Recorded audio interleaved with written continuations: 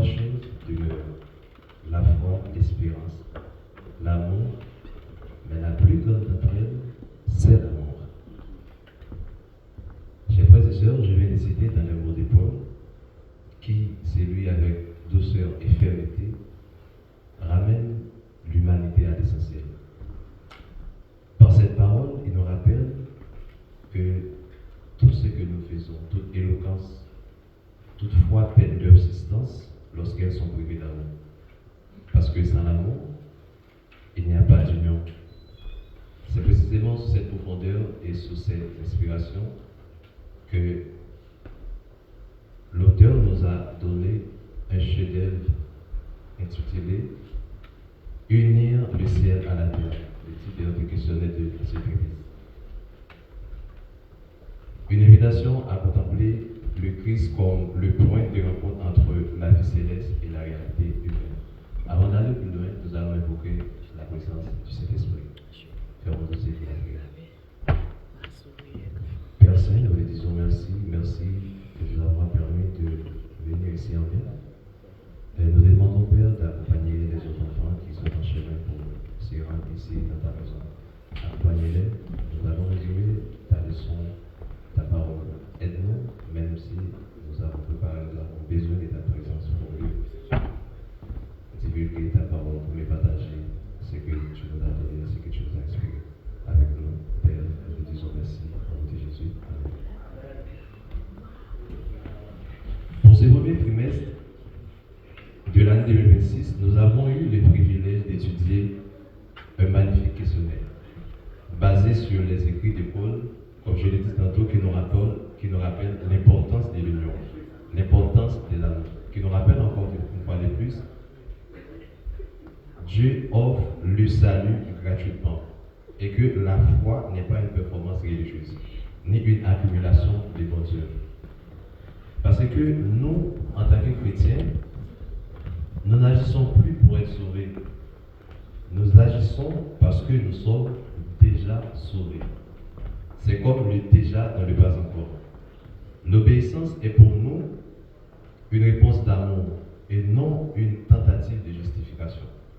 Voilà ce qu'on va faire.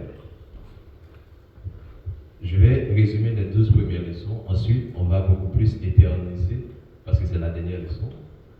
Et puis, on va beaucoup plus éterniser sur la 13e leçon. C'est bon? La première leçon, qui se souvient du titre de la première leçon? Amen. Persécuté, mais pas abandonné. On a vu un Paul dans cette leçon qui, depuis une prison, écrit des messages, depuis une prison, je l'ai dit, écrit des messages qui débordent de la joie. Et on a vu aussi un pasteur qui a trouvé sa mission dans une prison. Cette leçon veut nous montrer que l'évangile avance même dans l'épreuve et que les chaînes n'élimitent pas les œuvres de l'Éternel. Et la fidélité face à l'adversité devient un témoignage très très profond. Et que les chaînes, comme je l'ai dit, n'élimitent pas la parole de Dieu. Et la deuxième leçon, c'était des raisons de remercier et de prier. Paul remercie Dieu pour la foi des croyants et prie pour leur croissance spirituelle. Dans cette leçon, on a compris que la vie chrétienne n'est pas statique. Elle doit progresser dans la connaissance, dans l'amour et surtout dans le discernement. Ensuite, c'était la leçon 3. Vie et mort. La vie et la mort. Il y a une phrase qui m'a fait réfléchir. C'était « Pour moi, vivre, c'est Christ. » Pour moi, vivre, c'est Christ.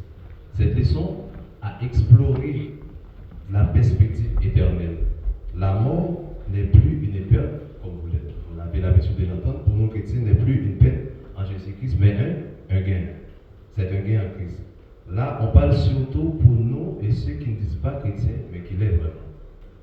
Parce que la vraie vie, celle qui amène à la vie éternelle, est définie par une communion constante avec Christ. Vous êtes d'accord? Et l'unité par l'humilité, c'était la 4e leçon, à travers l'exemple du Christ qui s'est abaissé, Paul nous enseigne que l'unité naît de l'humilité. C'est de l'humilité que vient l'unité. Et que la grandeur spirituelle passe d'abord par le service et le renoncement à l'orgueil. Nous, en tant que chrétiens, il faut renoncer à l'orgueil. Moi, quand je vois le mot service, je suis dit que ça me fait du bien d'être un jeune diacre consacré. Et la leçon 5, c'était briller comme des lumières dans la nuit. Briller comme des lumières dans la nuit. Cette leçon est un rappel à nous, les croyants, qui sont appelés à refléter la lumière du Christ dans ce monde obscur. Parce que la vie qu'on appelle à mener est une vie qui doit être intègre, fidèle, qui doit être comme un phare moral et surtout spirituel dans ce monde. Et la leçon 6, confiance, une confiance exclusive en Christ. Autrement dit, confiance seulement en Christ. Confiance seulement en Christ. Paul nous met en garde contre la confiance dans les mérites humains, dans les mérites religieux. Parce que la justice vient en Christ. La justice vient de la foi en Jésus-Christ. Et non des performances personnelles ou des performances religieuses. La leçon 7, c'était une citoyenneté céleste. Nous, les chrétiens, nous avons notre nationalité. Nous sommes déjà appartenus au royaume des dieux. C'est cette identité qui est à la base de nos actions, qui est à la base de notre transformation et de notre manière de vivre sur cette terre, avec espérance et fidélité. C'est la raison pour laquelle on doit être vrai, on doit être noble, on doit être pur, on doit être aimable et surtout honorable, parce que nous avons une identité à préserver. Et la leçon 8, c'était la suprématie ou la prééminence du Christ. Colossiens présente Christ comme créateur, sauveur et un chef suprême. Il est au-dessus de toute puissance. Tout trouve son sens en Jésus-Christ. Et c'est ça sa prééminence du Seigneur. Et la leçon 9, c'était réconciliation et espérance. Cette leçon a fait le point surtout sur le plus grand sacrifice que le monde n'ait jamais connu.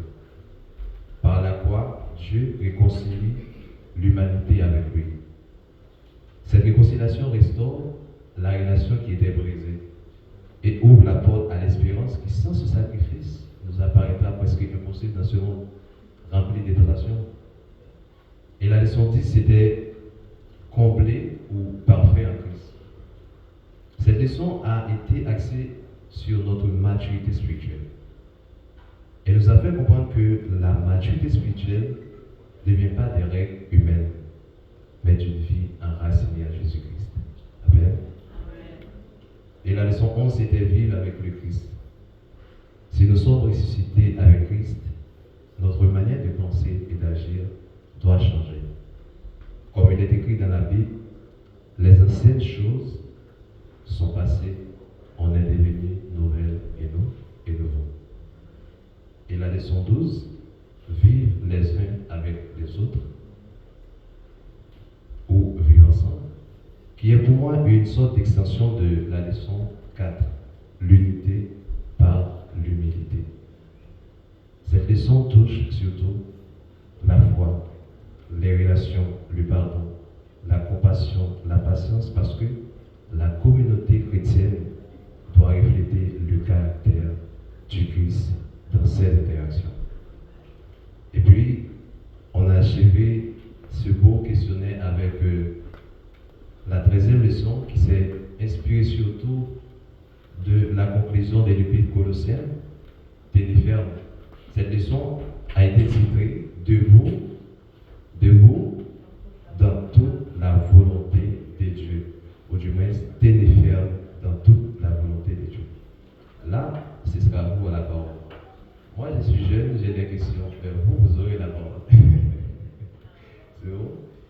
Et ma première question, c'est qu'est-ce que l'auteur veut nous faire comprendre quand il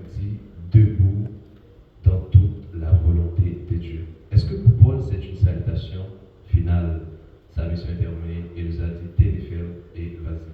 Qu'est-ce que l'auteur veut nous faire comprendre ici quand il notait debout, ou du moins tenez ferme dans toute la volonté de Dieu? Vous avez la main. Oui. Je pense que déjà le verset avec le dit que nous devons rendre grâce en toutes circonstances. Donc, telle est à votre égard la volonté de Dieu en Jésus. Elle dit dans les camps dépendez de vous dans toute la volonté de Dieu. Nous devons suivre totalement son volonté. Nous devons nous confier à lui totalement. Totalement. Exactement. Il y a quelqu'un d'autre? Frère Fabien? Oui, en fait, dans ma leçon moi en ligne, le titre est persévérer dans la solution de Dieu. Donc, je pense que ça va parler un peu de comment on peut vivre ensemble entre les humains, entre le couple, entre les frères et sœurs dans l'église, comme aussi dans le mariage. On va parler aussi de la soumission de la femme envers son mari, aussi on va parler aussi de l'amour de l'homme envers sa femme. Et là, on conclut aujourd'hui avec, je comprends que les questions sont différentes, mais moi j'ai ma réponse avec le titre qui dit qu'on devait persévérer dans la soumission à Dieu. Donc, je traduis vraiment littéralement. Si je me un peu répondre à ta question, ça veut dire persévérer dans la soumission à Dieu. Donc, nous devons être toujours soumis à la volonté de Dieu.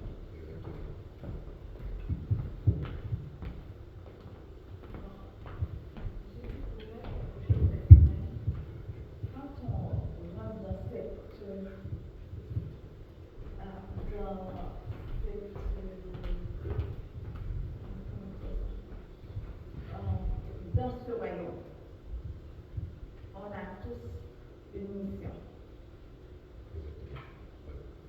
Et la mission que nous avons, ce n'est pas quelque chose qui dépend de nous. On l'a vu à travers les disciples, on l'a vu spécialement avec l'exemple de Paul. C'est de savoir c'est quoi Dieu veut pour moi. Et ce que Dieu veut pour moi, c'est pas mes choix personnels, mais c'est sa volonté. Et parfois, c'est à l'encontre de la nôtre. Maintenant, c'est comment discerner la volonté de Dieu afin que je puisse tenir ferme dans sa volonté. Parce que on a vu les chrétiens, les gens qui se sont donnés à Christ, leur vie n'était pas facile. Mais nous autres, quand il nous arrive quelque chose, comment nous nous comportons? Parfois, c'est juste Dieu veut changer quelque chose en nous, mais nous n'avons pas eu cette mentalité de rester ferme, de rester inébranlable par rapport à la souffrance, par rapport au manque, par rapport à la maladie. Nous, même la mort. Mais nous cherchons toujours à nous décharger. Ce n'est pas seulement de dire tenir ferme dans la volonté de Dieu, mais il y a une vocation là-dedans, il y a une dévotion personnelle, il y a tout un engagement. Maintenant, la leçon va terminer. Vraiment, comme tu l'as dit, ce qui Sonia m'a beaucoup appris. Et si en tant que chrétien, nous mettons chaque leçon de ce trimestre en pratique, on va avoir une nouvelle vie et une nouvelle église.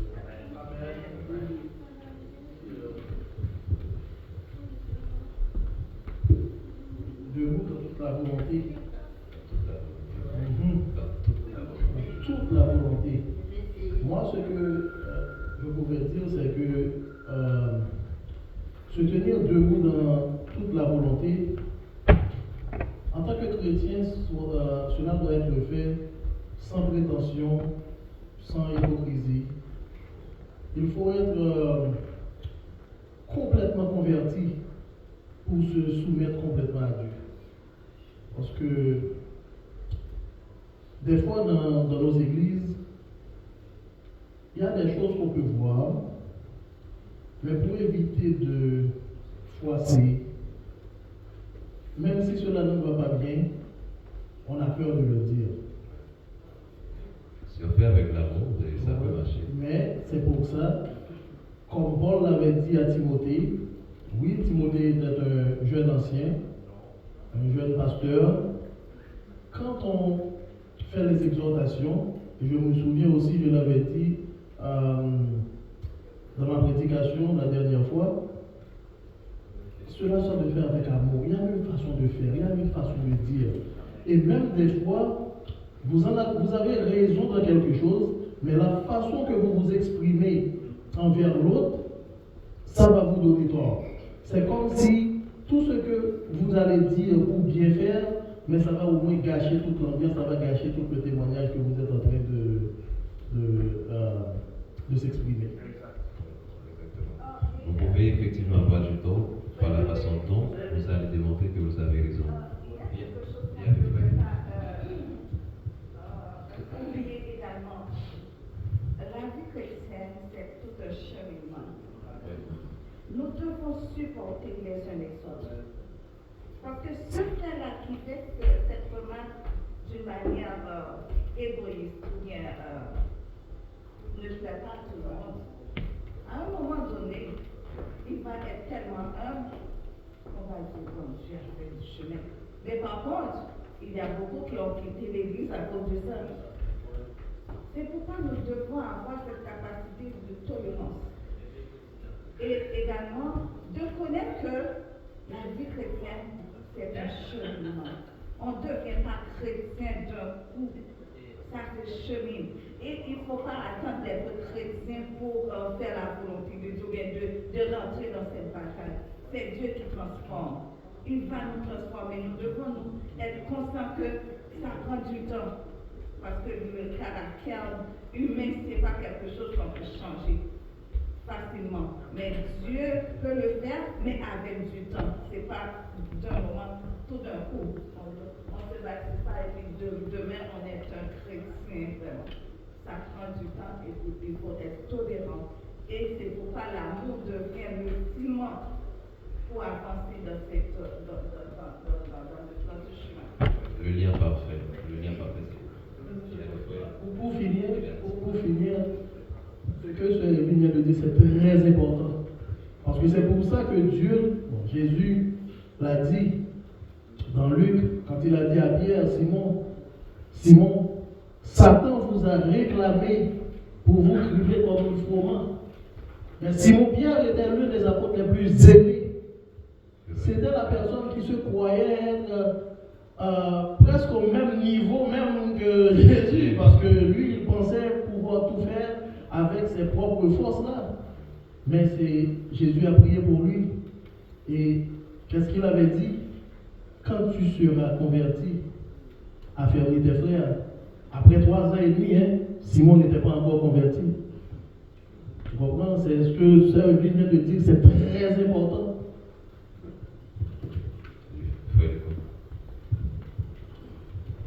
On est toujours dans le titre de la leçon. Alors, 1 Thessaloniciens 5, verset 18, qui est le verset à mémoriser, explique ce que ça veut dire. Il faut rendre grâce à Dieu en toutes circonstances. Telle est à votre égard la volonté de Dieu en Jésus-Christ. Le verset à mémoriser, c'est l'explication du titre de la leçon. Merci. En fait, c'est vraiment un appel à la maturité spirituelle, à la consistance et surtout à une sorte d'enracinement. Oh, frère Fabien. Excusez-moi, je voulais juste répondre par rapport aux interventions de la sœur et de frère et de nous. Je sais qu'au cours de la semaine de prière, on avait posé la question au pasteur pour savoir, parce qu'on est en train de regarder la façon de demander que le Saint-Esprit puisse habiter tout à chacun de nous, puis que nous puissions demander la présence perpétuelle du Saint-Esprit dans notre vie spirituelle, ou dans notre vie chrétienne, je veux dire.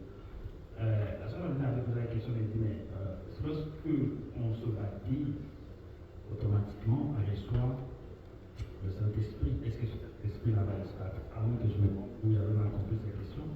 C'était de savoir, à un moment, on va perdre ce Saint-Esprit-là, et après il va revenir, ou c'est comment? Donc, alors, je comprends peut-être que la vie chrétienne, on peut faire du cheminement. Mais au moment que nous avons pris l'engagement envers le Seigneur, que nous avons accepté de passer par les eaux de baptême, que nous avons reçu cette onction du Saint-Esprit, est-ce qu'on peut parler encore d'un cheminement que le chrétien doit encore se convertir en bout de chemin? En tout cas, moi j'ai un peu de la misère à comprendre cela. Donc, vous pouvez m'aider par rapport à cela peut-être.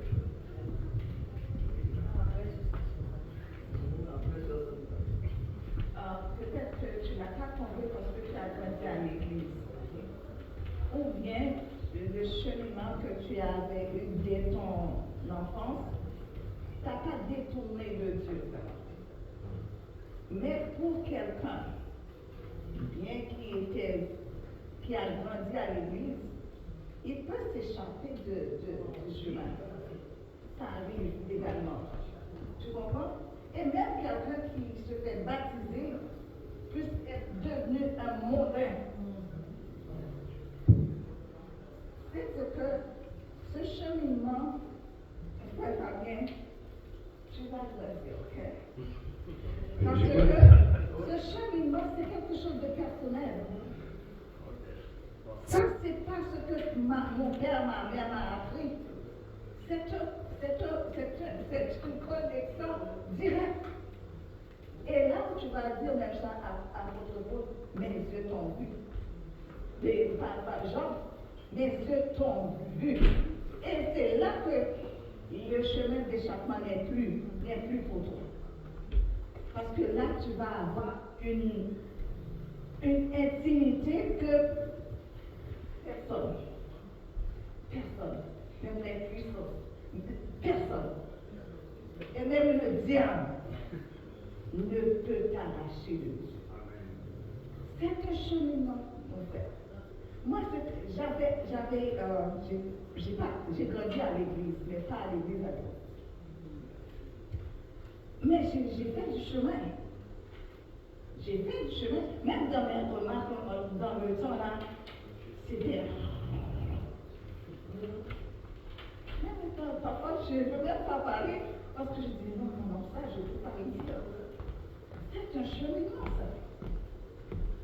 Le fait de vivre, ça fait combien de temps que je suis seule ici, avec 2 enfants? C'est un cheminement, ça. De rester dans la volonté de Dieu, c'est un cheminement. Je crois que cette dévotion a fait l'introduction déjà de. Il y a encore une. Oui, ok.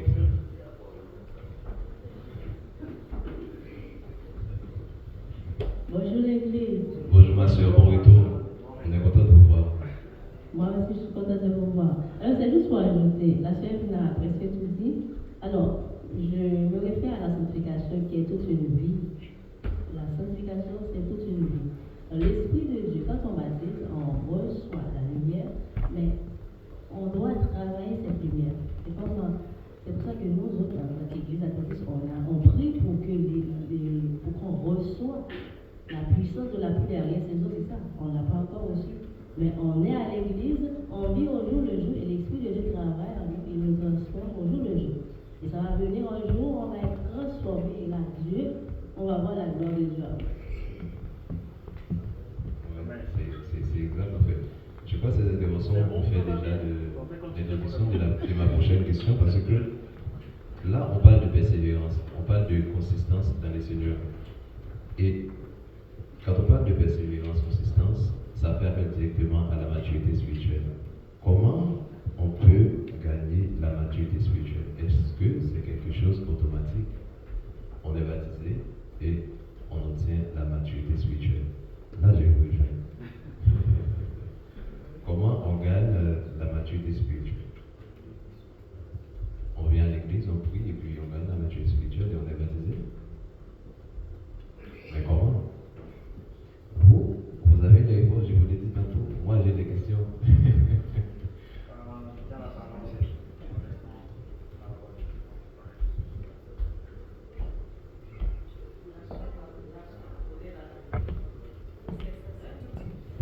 C'est toute une vie.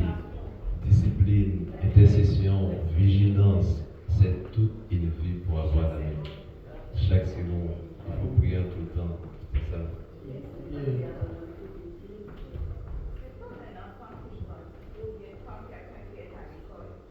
Oui, exactement, des expériences.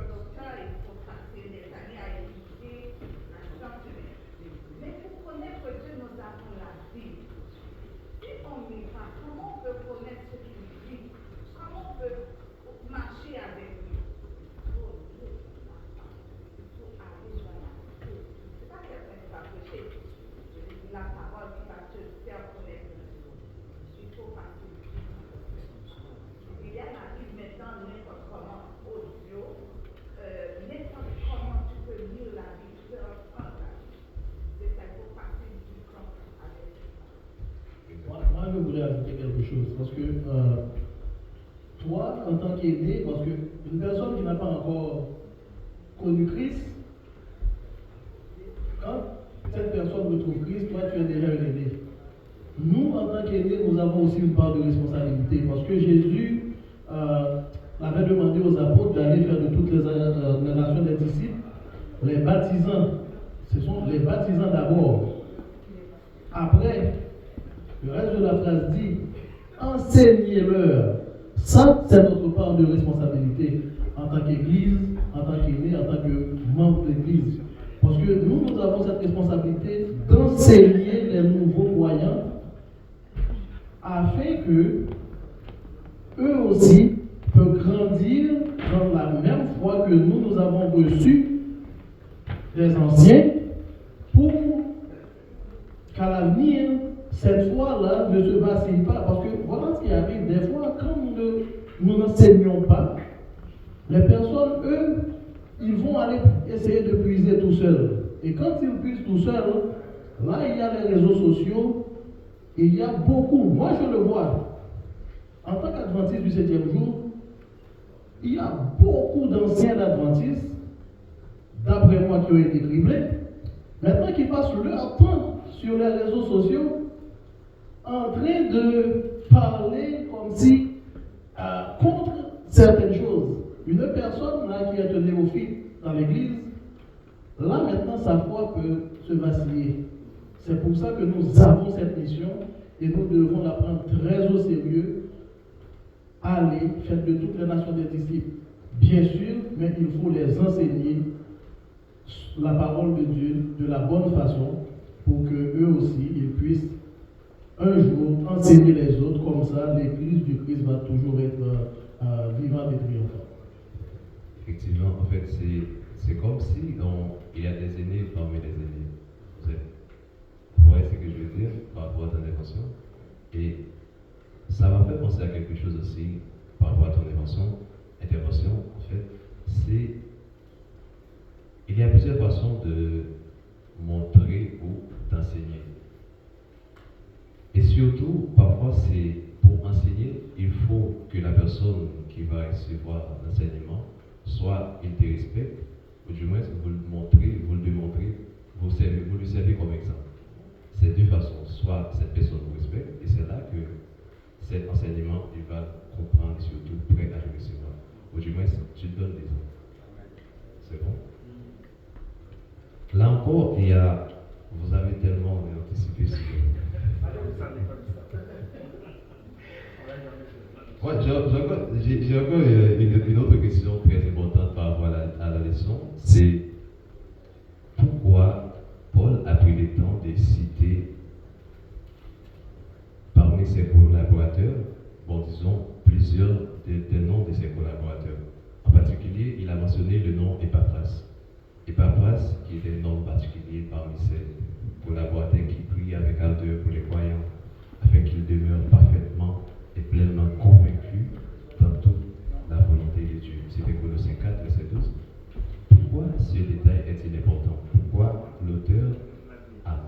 ceci.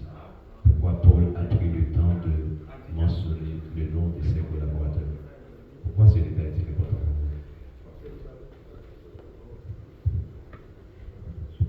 Vous répondre? Il parle d'esprit d'équipe. Exactement. Vas-y. Parce que on ne peut pas travailler seul. Mais quand on est en équipe, on est conscient du travail que nous avons à faire, ça peut marcher plus facilement. Heureusement pour Paul, il a trouvé des gens qui coopèrent avec lui. Mais étant humain, il a aussi ses défauts. Par exemple, il a envoyé Jean-Marc. Et Onésime aussi l'a abandonné à un petit monde. Ça veut dire même en enseignant, il faut avoir du tact. Par exemple, Jésus, l'enseignant parfait, a beaucoup de tact. Par exemple, quand on lui a présenté, c'est pas Jésus qui a choisi Judas. C'est pas Jésus qui a choisi Judas. Judas se propose de marcher avec Jésus. Et en un premier temps, Jésus avait refusé.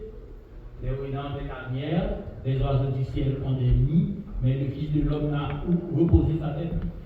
C'est sous les conseils de ses disciples qu'il a accepté Judas.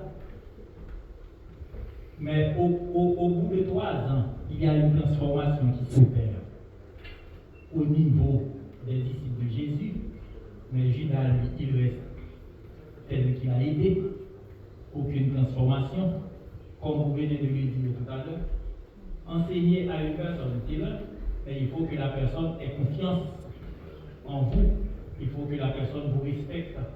Si la personne ne croit pas en tout ce que vous avez dit, c'est-à-dire ne va rien pratiquer, un élève qui ne croit pas en son professeur, si chaque chose que le professeur lui a enseigné, il ne croit pas, c'est-à-dire cet élève-là, du commencement jusqu'à la fin, il ne va rien pratiquer.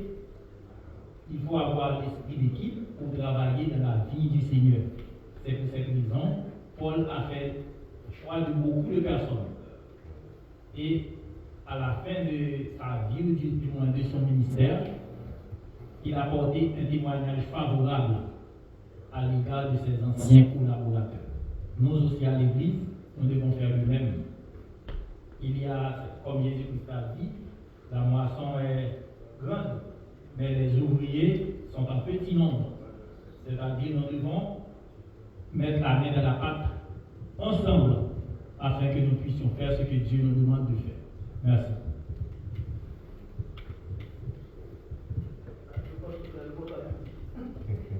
Mais j'ai quand même une question par rapport à ce que vous venez de dire en ce qui compte. C'est pas dans la leçon, c'est par rapport à Judas. Vous avez pas dans la leçon. Oui, c'est par rapport à Judas en fait. La mission de trahir Jésus, c'était à Judas, non, de trahir Jésus. Pardon? Vous avez dit qu'il a refusé un peu Judas avant, mais Judas avait une mission de trahir Jésus. Bon, Jésus-Christ a dit lui-même, il faut que le scandale arrive, mais malgré à celui par qui le scandale est arrivé. Mais il n'était pas prédestiné à ça, c'est ça? Non? Ah, je pensais que... C'est sa manière de vivre, c'est sa manière de vivre, sa façon de voir les choses, qui lui a poussé à trahir Jésus. Bon, je savais qu'il était prédestiné. Non. Alors, comme ancien école vient de dire, en fait, ce détail montre que la vie chrétienne n'est pas une vie solitaire. C'est pour ça, quand nous sommes ici, si nous avons des problèmes, on rencontre nos amis, d'autres frères, d'autres sœurs, et ça peut nous reconforter ensemble. Et ce trimestre nous rappelle surtout que la grandeur de Dieu, la grandeur de l'amour, l'importance de l'amour. Et que cette foi que nous avons en Christ doit produire une stabilité dans notre foi spirituelle, en Dieu surtout. La vérité ne doit pas seulement admirer, nous devons demeurer dans la vérité. En gros, je ne sais pas s'il y a d'autres interventions. Ce questionnaire nous rappelle que la maturité demande la persévérance et prière, la fermeté spirituelle et surtout collective autant que personnelle, Il présente l'amour comme expression suprême de la maturité et enraciné, stable, ferme dans la foi. Malgré les pressions et les fausses doctrines de ce monde, nous ne devons pas lâcher. Comprendre qui est Christ, accepter son œuvre, puis vivre une transformation profonde avec lui et surtout en communauté. C'est bon? Est-ce qu'il y a une personne qui veut ajouter quelque chose, faire une intervention? Ce qu'il a appris par rapport à ces bons questionnaires, je vous le dis, c'est très très bon questionnaire. Je ne sais pas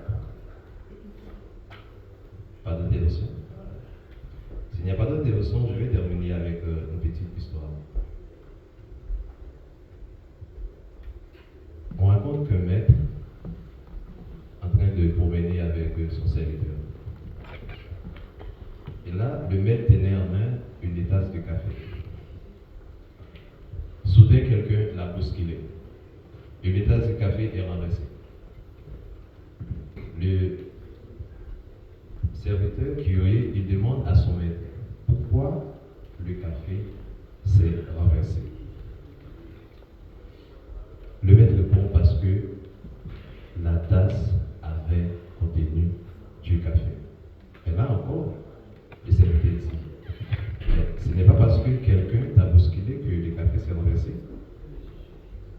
Il a dit non. Calmement, le maître lui dit, ce qui t'a bousculé révèle simplement ce que vous avez tombé. Si la tasse avait du thé, c'est le thé qui serait renversé. Ce n'est pas du café. C'est pour vous dire, chers frères et sœurs, un jour, soit une personne ou la vie nous sécurisera. Elle nous aidera sans nous prévenir. Mais ce qui sortira de nous en ce moment, c'est ce que nous cultivons. Si c'est l'orgueil, ce sera de l'orgueil. Si c'est l'amour, ce sera l'amour. Si c'est la paix, ce sera la paix. Mais ce ne sera pas à cause du choc. C'est ce que vous avez dans votre cœur. Amen. Maintenant, ma dernière question, c'est en tant que chrétien, qu'est-ce que vous cultivez? Qu'est-ce que vous cultivez? Je vous remercie et je vous dis à la prochaine. Merci de votre attention. À bientôt. Merci.